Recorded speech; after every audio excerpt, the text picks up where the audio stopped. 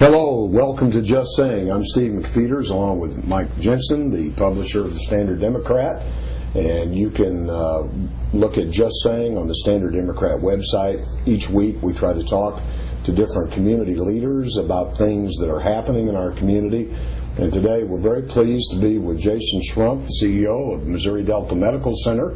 And Missouri Delta Medical Center is our town's largest employer, and Jason, as you mentioned at the chamber luncheon yesterday, 720 full-time employees and about 820 employees, lots of capital improvements, and I think it's fair to say that our hospital right now is on a bit of a roll, and I'm sure you share that sentiment. Absolutely.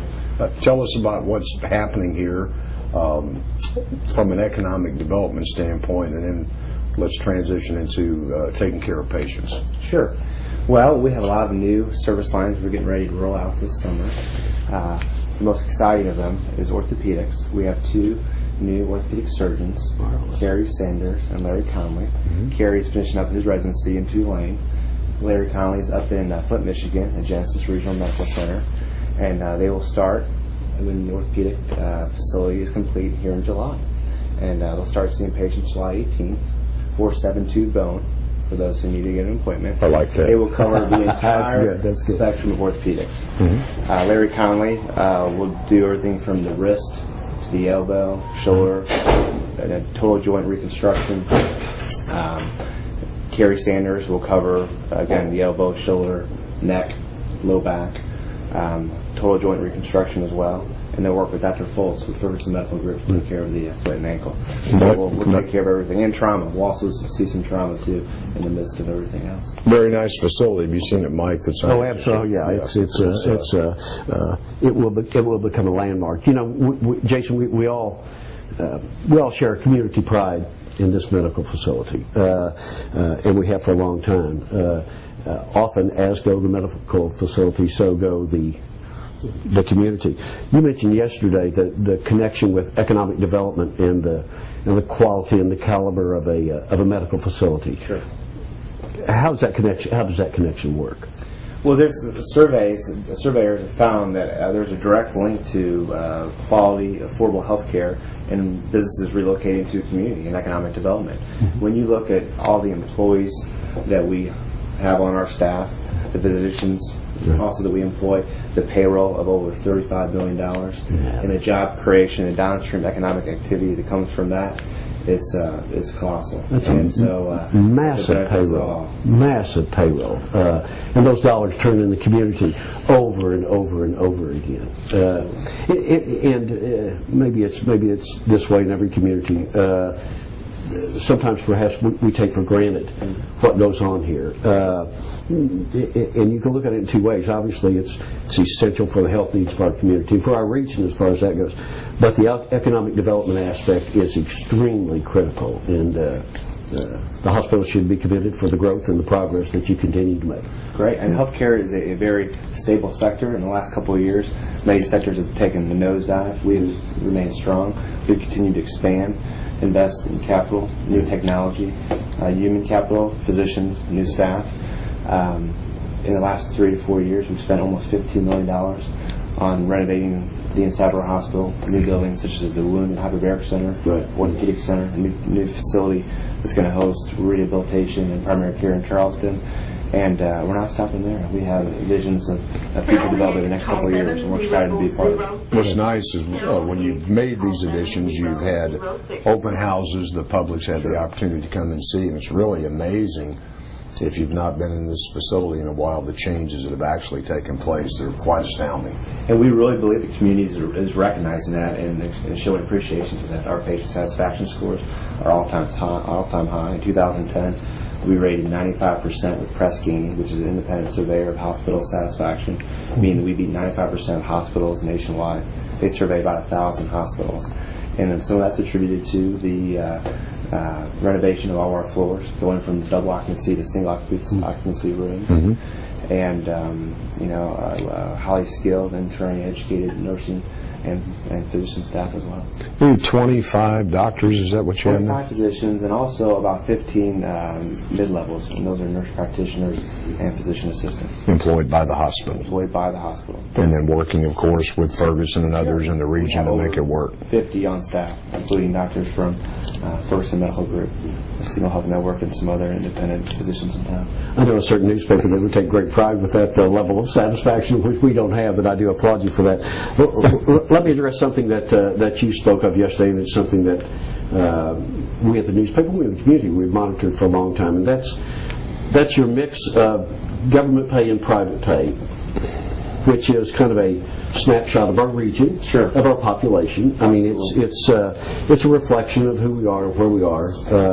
We can get into discussion on how we got here, but that's beside the point. But as I understand, in rough numbers, we have about 75% of the patients who come to this facility are on some type of government health insurance plan, whether it's Medicaid or Medicare, which about 25% of that becomes private pay.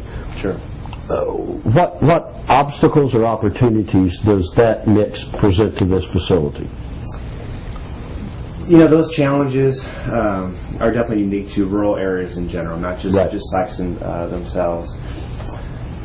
We need to be very efficient, and efficiency starts with providing great outcomes and trying to train and hire very good staff.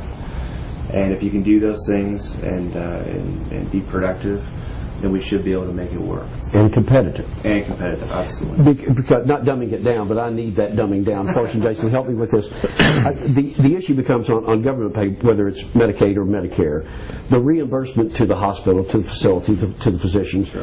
is substantially lower than it is with a private sector insurance. Right. And I don't know what those numbers are, but it's half of that amount, or perhaps less than that in some Right. instances. There has always been this urban legend, whether it's fact or fiction, I don't know, that the hospitals in Cape Girardeau, which I don't know if you view them as competitors or not. I know in the retail community, for example, of course we view Cape Girardeau as a competitor. Sure. We're competing for the same dollars from the same customers.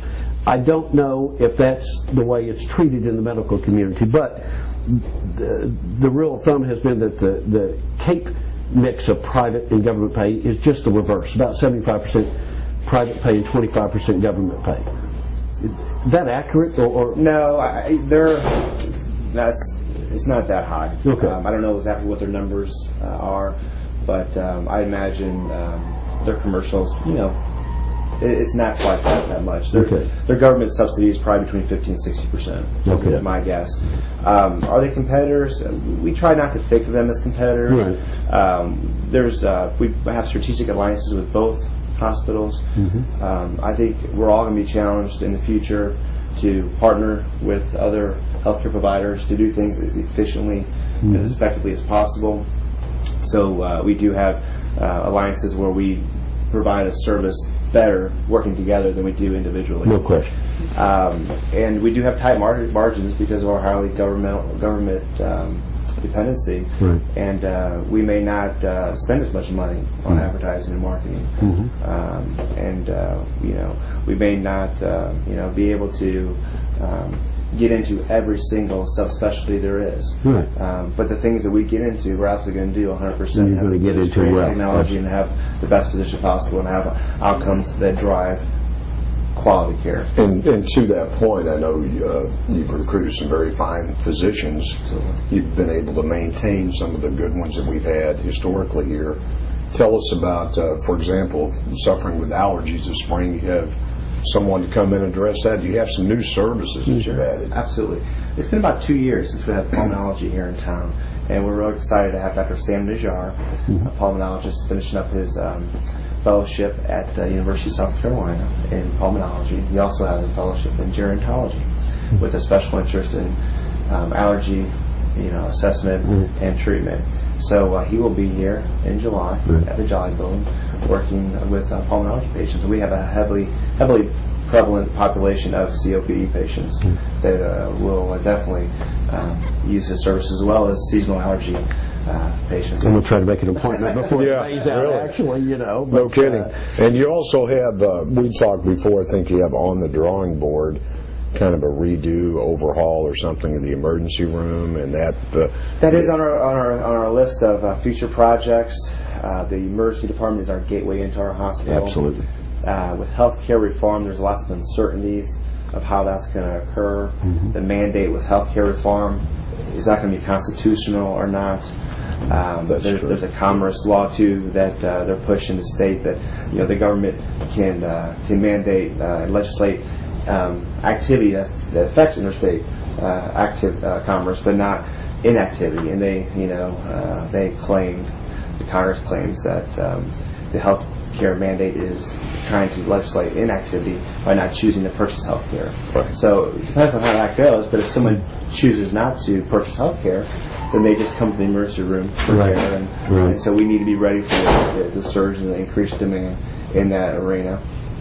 And then also, to follow up on that, there's some expansion of Medicaid as well too, and there could be hesitancy with providers accepting all of those Medicaid patients, and so there's an accessibility problem. The ER will be their entry point into the healthcare system. well, you mentioned the expansion to Charleston, where you're providing some services there. You also have a new arrangement with Dexter.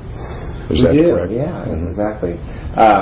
In Charleston, we have a new rural health care facility with rehab services that will be opening up in August. Dr. Jeffrey Griesmer is a physician who married a local Charleston girl. He's finishing up his residency in Peoria, and he's from St. Louis. And so he'll be working with Dr. Rodriguez and Lori Blankenship and providing primary care services to that region, in addition to having restarted rehab services there. And so we're real excited about that. And Dexter? In Dexter, we are going to have our 4 surgeons, full-time surgeons, rotate over there 1 week a month to provide coverage. Right. They'll do as many things as that hospital is capable of absorbing and doing in their OR there. Things that are more complicated, that require more specialty care, they'll do at Missouri Delta. So it's a win-win for both communities, and it's a great partnership that we look to, have for many, many years to come. What's so important about the hospital and the jobs and the economic engine is, as citizens, we are ambassadors for the hospital and the community, one way or the other. That's right. And if we're good ambassadors and we're positive and we're supportive, it's only going to benefit the whole community, don't you think? It was true. You mentioned the physician who married a local girl, which is the ultimate recruiting tool, obviously. So, although I don't know how we can control that. What challenges are there in recruiting physicians to rural hospitals? It's a challenge. It is a definite challenge. We start when they're in high school by giving them opportunities to come and work in the summer here, to shadow various healthcare professions, not just physicians, but therapy, radiology, laboratory, pharmacy. We give them every opportunity. We also, once they get into medical school, we set them up on a scholarship program. We give them stipends each year until they're finished, all the way through residency and fellowship. And that's a little incentive, for them to hopefully come back. And when they're in school also, we give them opportunities to come back here as a third-year medical student and do, rotations through their medical program. So it's something that's really helped us out to keep those people coming back. Are the challenges economic, or are they quality of life issues, or the siren calls of the large urban areas are pretty strong? I think they're all issues. The payer mix here is a little less than ideal, as we talked about earlier. Right. Quality of life, some. Employment for the spouse, keeping the spouse happy. That's those true. are 3 key elements. You said keeping the spouse happy. That's number one. That could be number one. Absolutely. But we find that people who give Sikeston and rural America a shot and practice medicine are really happy. Residents who rotate in big urban areas and rural, they say they get a better experience and they're allowed more autonomy and better appreciation in a smaller community.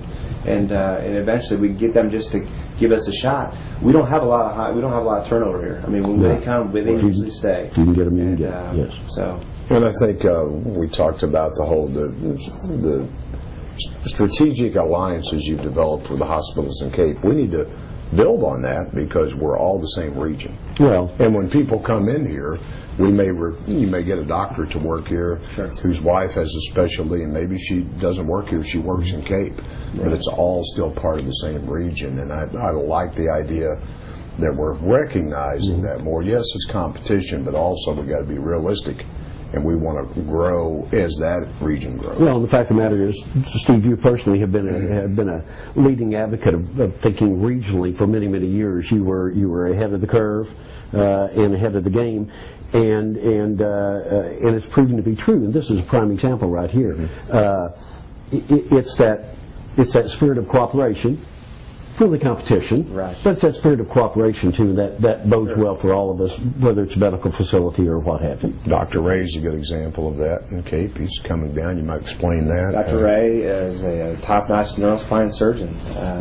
He's been coming down here for about a year and a half. He's done over 150 minimally invasive neurospine cases, taking care of the neck and low back, and the majority of his patients are discharged within 24 hours, and we've had just absolutely outstanding outcomes. Yeah. And we're very lucky to have him. He's down here a couple days a week doing clinic and performing surgeries, and he's been a great asset to our community. He's done procedures on many of our employees, and we just been very grateful to have him. You know, another thing that's great, we can close with this, young leadership. Well, I'm glad you're in this position. I like the enthusiasm that we see in a lot of, not that Mike and I are getting old, but we are. But we are. But the young, dynamic leadership we have in the community, I think it's evident. I think you're an example, and there are others.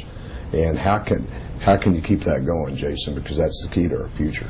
Well, I think you got to have passion for it, number one. Absolutely. And number two, in my position, it's essential. It's essential that the hospital can be in constant communication with community leaders to assess their needs and to be able to deliver, on those needs, Right. and provide, just a mecca of great healthcare services for our area, and to keep, the ball rolling, and keep adding, expanding, our hospital, because it is a sports franchise of our community. No It question is a about it. major hub of economic activity and a major source for employment, Absolutely. and for capital investment and downstream business throughout our region. Yeah.